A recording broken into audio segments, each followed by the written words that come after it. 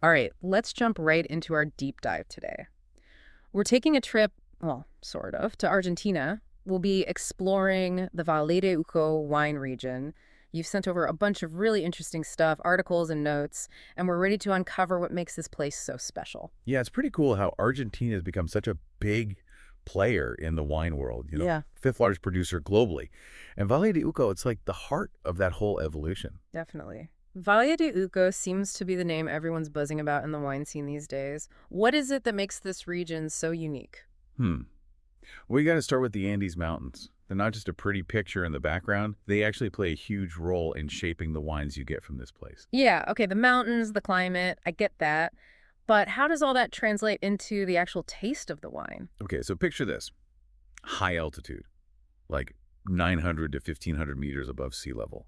That can create some pretty intense conditions, right? Yeah. Strong sunlight during the day, cool nights. So basically, like the grapes are getting a super intense suntan, but then they cool down at night. Exactly. That's what allows the grapes to ripen slowly, develop those rich flavors, especially in the Malbec. And all that sunshine does something else too. It ups the UV radiation so the grapes grow thicker skins. And thicker skins mean more tannins, more structure, more aging potential. Ah, so that's where that comes from. But I'm guessing if they just sat in the sun all day long, the wines would be out of whack. Too sweet or something. You got it. That's where the cool nights come in. They balance things out, keep the acidity levels up so you get that vibrancy, that freshness. Like a natural balancing act, orchestrated by the Andes Mountains. Pretty amazing. But isn't water a huge factor too when we talk about wine? Absolutely. And Valle de Uco, they've got the purest water source you can imagine, snowmelt from the Andes. So it's not just about watering the vines, it's adding to that mineral complexity we've been hearing about. You're catching on. But here's the thing, Valle de Uco, it's not just one big vineyard. There's actually a lot of diversity within the region. A bunch of different soil types. Yeah, I've read a bit about that. Alluvial soils, calcareous soils, clay soils. It sounds like a geology lesson. But how does that impact the taste? Well, think of it this way. Each soil type gives the wines a unique fingerprint. Say you take Sauvignon Blanc. In alluvial soil, you might get a crisp, mineral-driven wine. Clay soil, it could be richer, more fruit-forward. Ah, so even within Valle de Uco, you've got these microregions, each with its own distinct personality. Exactly. And then on top of all that, you've got microclimates, little variations in altitude, sun exposure, wind, all adding another layer to the complexity. Wow, so it's altitude, temperature swings, pure water, diverse soils, and microclimates. It's starting to make sense why these wines are getting so much attention. Right. But we can't forget the stars of the show, the grapes themselves. Valle de Uco, they've got a pretty impressive lineup. Okay, let's talk about grapes. We've got to start with Malbec, right? The iconic Argentinian grape. Yeah, Malbec, it's like it found its true calling in Valle de Uco. Intense fruit, velvety tannins, a hint of floral aroma, it's all there. Makes sense with everything we've learned about the region. But what about other reds? I'm a Cabernet Sauvignon fan myself. Oh, they're doing some really interesting things with Cabernet Sauvignon here. You might think it would be too bold, too powerful in those intense conditions, but it's actually quite elegant, refined. Really? I wouldn't have guessed that. Yeah, the terroir really works its magic here. And there's Merlot, Pinot Noir, even Bonarda, a hidden gem that's making a comeback. Bernard, okay, adding that to my list to try. But what about the white wines? Plenty of exciting things happening on that front, too. You'll find Chardonnay, Sauvignon Blanc, Semillon, all with their own unique twists. One that really stands out for me is Chardonnay. It's not your typical buttery style here. It's more like a Chablis, crisp, mineral-driven. Hold on, Chablis-style Chardonnay in Argentina. I gotta try that. You definitely should. And they're also exploring native Argentine grapes like Cereza and Criolla Grande, adding even more diversity to the mix. So it's like they're celebrating their heritage while pushing the boundaries of winemaking at the same time. It's pretty impressive. It really is. Yeah. But let's not forget, growing grapes in this kind of environment, it takes some serious know-how. They've mastered the art of irrigation, using techniques like drip irrigation to be super efficient with water. Makes sense in a semi-arid climate. And they're using these special vine training systems too, right? Yeah, like vertical shoot positioning, training the vines upwards to maximize sun exposure and air circulation. Yeah. It's all about adapting to the environment. It sounds like they've thought of everything, and from what I've read, they're really committed to sustainability too. That's right. There's a growing movement towards organic and biodynamic viticulture. They're taking care of the land, while producing these amazing wines. That's great to hear. So we've got the grapes, the environment, the people, it's all coming together. But what about the actual winemaking process? How do they transform all those amazing grapes into the final product? Ah, that's where the real magic happens. Yeah. We'll dive into that right after the break. Stay tuned. Can't wait. We'll be right back with more from our deep dive into Valle de Uco. Okay, so we've talked about the land, the climate, all the things that make Valle de Uco so special. But I'm curious about the history. Like, how did this region even become a winemaking destination in the first place? Oh, it's a pretty fascinating story. Layers and layers of history. Kind of like a fine wine itself. You can't talk about Valle de Uco wine without going back to the indigenous people who were there first. I mean, they weren't making wine the way we think of it today, but they knew the land. They knew the soil, the plants, the rhythms of nature. Yeah, so they laid the groundwork in a way. Exactly. But then, history happens. The Spanish conquistadors arrive in the 16th century, and they bring European grapevines with them. Can you imagine? These early vineyards trying to take root in this new, harsh environment. I read that they face some pretty serious challenges. I mean, it's a semi-arid climate, right? Oh, absolutely. They had to figure out irrigation, deal with pests and diseases, all sorts of obstacles, but they were persistent. Over time, they adapted, experimented, and slowly, Valle de Uco started to emerge as a wine region. And then things get even more interesting in the 19th century, right? A wave of European immigrants arrives on the scene. Yeah, this is where things really start to take shape. Yeah. Think about it. You've got Italian families, many with generations of winemaking experience back in Italy, coming to this new land. They brought their expertise, their passion, their grape varieties. I bet that had a huge impact. Oh, absolutely. And it wasn't just the Italians. The French had a role to play too, especially when it came to the idea of blending wines, combining different grape varieties to create complexity. So it's like this fusion of Italian and French influences that shaped the Valle de Uco wines we know today. Right.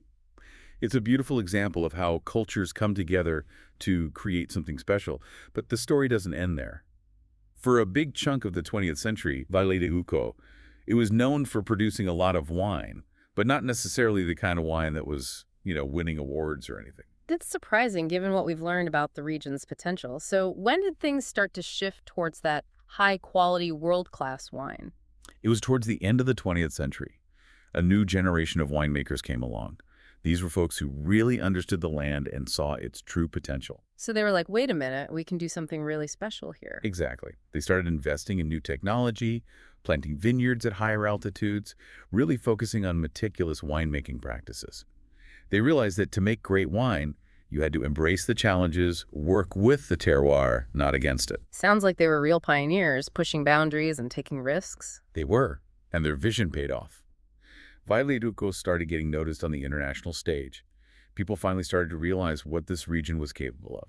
And it seems like Malbec has been leading the way in that recognition. Malbec, it's like it found its soulmate in Valle de Uco. The high altitude, the sunshine, the cool nights, it all just clicks. Like it was meant to be. But of course, there are other grapes too, right? Cabernet, Chardonnay, all that. Yeah, absolutely. Valle de Uco is a multifaceted region, a whole tapestry of flavors. But it's not all sunshine and roses, of course. They've got their fair share of challenges too, especially with climate change looming large. Yeah, that's a concern for wine regions everywhere. How are Valle de Uco winemakers addressing that? They're being proactive, that's for sure. Sustainable practices, water conservation, research into drought-resistant grapes. They're not just sitting back and waiting for things to happen. That's good to hear. So it's not just about making great wine, it's about preserving the land for the future. Precisely. And they're not afraid to experiment, to innovate. I think that's what sets them apart. They're honoring the traditions, but also pushing boundaries, exploring new styles, trying new things. It's a blend of respect for the past and a real excitement for the future, isn't it? Yeah, and you can taste that in the wines. It's a region with a story to tell, a story of resilience, adaptation, and passion. And that's just what we've covered so far. There's a whole world of interesting details we haven't even touched on yet, but we'll delve into those after a quick break. Stay tuned. We'll be right back with more from Valle de Uco, exploring what makes this region so special on a global scale. Don't go anywhere. Welcome back to the deep dive. We've really covered a lot of ground, exploring the vineyards, the history, the people, but I think there's one question we still need to answer. What makes Valle de Uco stand out in the global wine scene? Like, what's their big claim to fame? Well, we've talked about it throughout this deep dive, but I think it's worth emphasizing. Altitude.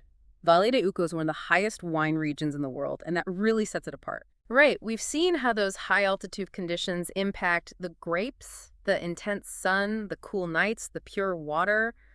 But I've even heard some experts say these high altitude wines are going to be even more sought after as the world warms up. What do you think about that? Yeah, it's a pretty intriguing idea. As temperatures rise, a lot of traditional wine regions are going to struggle. It's already happening, right?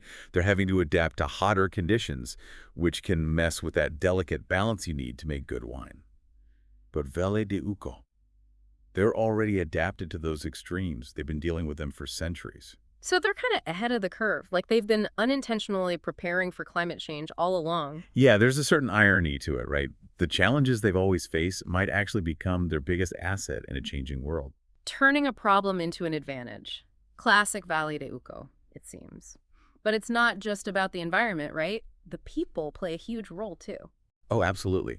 The winemakers in Valaduco, they've got this amazing collaborative spirit. They're always sharing ideas, pushing each other to be better, trying new things. And I think you can taste that passion in the wines. Speaking of the wines, we've talked a lot about Malbec. But for someone who's new to Valle de Uco, where would you suggest they start their exploration? Well, if they want that classic Valaduco experience, I'd say go for a Malbec. Look Yeah. for one from a high-altitude vineyard. Really experience what the region's all about, but don't be afraid to branch out. Try a Chardonnay, a Sauvignon Blanc. See how those grapes express themselves in this unique terroir. Any specific producers you'd recommend? Ooh, that's tough. There's so many great ones. But I'd say look for wineries that are committed to sustainability. You'll not only be getting fantastic wine, but you'll also be supporting a way of winemaking that's good for the planet. Great advice. So as we wrap up our deep dive into Valle de Uco, what's the one big takeaway you want our listeners to remember? Hmm. I think Valle de Uco is a reminder that amazing things can come from unexpected places. It's a place that embraces challenges, pushes boundaries, and constantly strives for something better. And I think that's a pretty inspiring story. Couldn't agree more. So cheers to Valle de Uco, to the people who make those incredible wines, and to the adventures we have yet to discover in our glasses. This has been The Deep Dive, and we'll catch you next time for another exciting exploration.